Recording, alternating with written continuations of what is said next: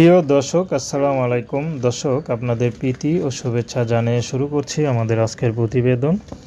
তো দর্শক, আজকে আমরা এক অসহায় মেয়ের গল্প তুলে ধরব, যার নাম হচ্ছে জান্নাত। জান্নাতের বিয়ে শাদী হয়নি। জান্নাত বিয়ের জন্য মূলত ইউটিউবে এসেছেন।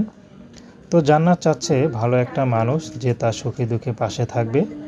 সে মানুষটি যেমনই হোক, জান্নাতের কোনো আপত্তি নেই। জান্নাতের পরিবারে বাবা নেই। বাবা আগে ব্যবসা করতো। তো তার ব্যবসা লস খেয়ে বাবার স্ট্রোক করে মারা যায়। তো বর্তমানে তার মা আছে আর জান্নাতেই আছে। জান্নাতের আর কোনো ভাই বোন নেই। জান্নাতের বড় ভাইও নেই যে বিপদের সময় তার পাশে থাকবে।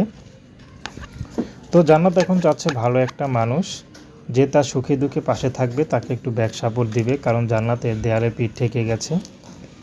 তো জান্নাতকে বিয়ে জিজ্ঞেস করা হয়েছিল যে বিয়ে করব, সে কি আপনার মার দায়িত্ব কি নিতে হবে, কারণ আপনার মার তো দেখার কেউ নেই।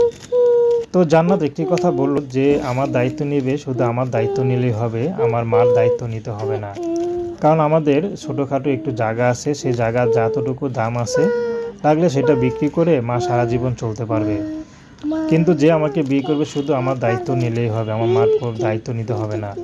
শুধু আমি চাই ভালো একটা জীবনসঙ্গী, সে হতে পারে বিবাহিত বা বয়স্ক, সমস্যা নেই। যদি অবিবাহিত হয় আরও ভালো।